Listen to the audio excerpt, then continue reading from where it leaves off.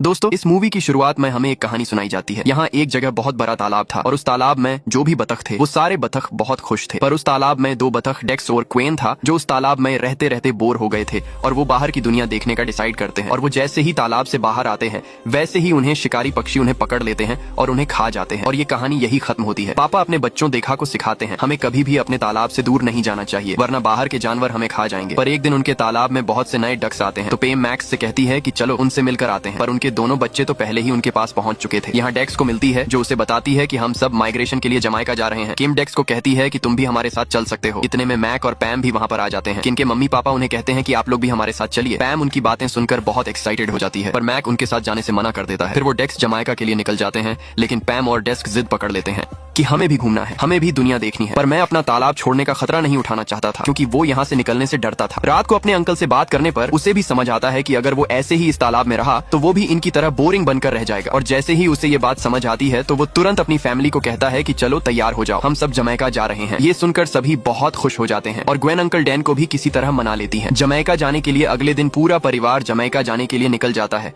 सभी लोग बहुत एक्साइटेड थे पर मौसम खराब होने की वजह से वो एक जगह रुक जाते हैं। तभी वहाँ एक लेडी बबूला आती है जो कि बहुत डरावनी लगती है। वो उन्हें इस खराब मौसम में रात बिताने के लिए लेडी बबूला अपने घर ले जाती है। घर में इस लेडी बबूला का डरावना पति भी बैठा था। लेडी बबूला उनसे कहती है कि तुम लोग आज रात यहाँ आराम से रहो और वो उन्हें सोने के लिए एक फ्राइंग पहन देती है। का परिवार उनसे बहुत ज्यादा डर रहा था ये सोचकर कि बहुले उन्हें खा जाएंगे और फिर बबूला के सोते ही वो सब वहाँ से भागने की कोशिश करते हैं। पर तभी लेडी बबूला जाग जाती है। वो कहती है कि रात। वो मैक और पेम को भी पकड़ लेते हैं। लेडी बबूला गुयानो डेक्स की ओर बढ़ती है पर तभी एक मछली वहाँ आकर उन्हें निगल जाती है। लेडी बबूला गुयानो डेक्स को बचाती है। तब डक परिवार को समझ आता है कि ये लोग उन्हें खाने की कोशिश नहीं बल्कि बचाने की कोशिश कर रहे थे। फिर सभी लोग साथ में सो जाते हैं और सुबह होते ही डक परिवार बबूलों को शुक्रिया कहकर अपने आगे के सफर में निकल जाते हैं। बादलों के ऊपर उड़ते हुए डक परिवार पहुंचता है।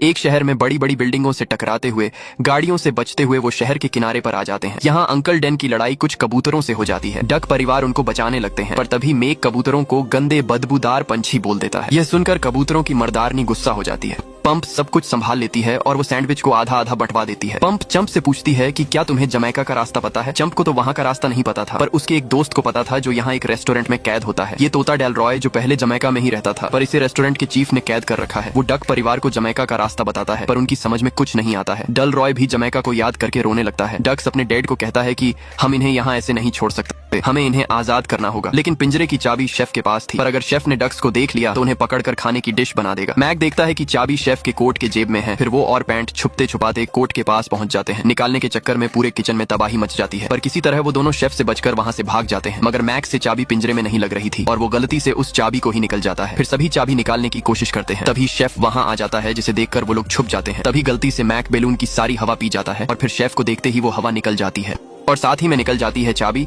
फिर तोता डेल रॉय अपना पिंजरा खोलकर वहां से निकल जाता है और बाकी सब भी वहां से भाग निकलते हैं। अब तोता डेल रॉय उन्हें खुद जमैका लेकर जाएगा। फिर वो सभी को अलविदा कहकर आगे के सफर के लिए वहां से निकल जाते हैं। थोड़ी दूर जाकर छोटी ग्वेन को 2 नंबर आ जाती है तो किम उसे कहती है कि हम पंछी हैं, हम यहीं से 2 नंबर कर सकते हैं। पर ग्वेन कहती है कि नीचे से मुझे कोई देख लेगा। फिर वो 2 नंबर करने के लिए सबको नीचे ले आती है पर तभी ग्वेन को लगता है कि उसे कोई देख रहा है लेकिन ये एक सीक्रेट कमरा था। फिर अंदर जाकर उन्हें पता चलता है कि ये एक बहुत सारे डक्स का घर है जो यहाँ योगा कर रहे थे। फिर सभी डक्स मैक के परिवार का स्वागत करते हैं। तभी वहाँ का दरवाजा खुलता है और दरवाजे के बाहर तालाब दिखता है और वहाँ बहुत झूले भी थे। वो सब लोग उसे डक्स की जन्नत कहते हैं। उनके हिसाब से इंसानों ने उन्हें यहाँ सारे ऐशो आराम दिए हुए हैं। मैक का परिवार भी यहाँ सभी डक्स के साथ एंजॉय करने लगता है पर तभी डक्स देखता है कि वो शेफ यहाँ भी आ चुका है। वो इस फार्म के डक्स को लेकर जाता है और अपने रेस्टोरेंट में उनकी डिश बनाता है। डेक्स भागकर उन डक्स को जाने से रोकता है। मैक भी शेफ को देखकर डक्स के डैड को सब समझाने की कोशिश करता है पर तभी सैफ डेक्स को पकड़ लेता है। तब मैक अपने बेटे को बचाता है और सभी डक्स भी उसके ट्रक से निकलकर भागने लगते हैं। मैक का परिवार और सभी डक्स शेफ से बचकर भाग जाते हैं। मैक डेक्स को डांटते लगता है कि तुम सैफ की तरफ क्यों गए। डेक्स मैक के ऐसे डांटने से नाराज हो जाता है और फिर रात होते ही सैफ अपने हेलीकॉप्टर से सभी डक को ढूंढने लगता है। डेक्स अपने डैड से नाराज था इसलिए वो उनसे दूर जाकर बैठ जाता है। तभी उनकी बहन ग्वेन भी वहाँ आकर उससे हक कर लेती है ताकि डेक्स का गुस्सा शांत हो जाए। पर तभी शेफ पीछे से आकर सारे डक्स को अपने जाल में पकड़ लेता है पर किसी तरह डेक्स और ग्वेन सैफ की नजर में आने से बच जाती है। फिर सैफ सारे डक्स को एक बड़े से पिंजरे में कैद कर लेता है, एक अलग पिंजरे में डाल देता है ताकि वो दोनों कोई चालाकी ना कर पाए। इधर डेक उड़ नहीं पा रहा था क्योंकि सैफ ने उसके पंख तोड़ दिए थे। वो अपनी बहन को कहता है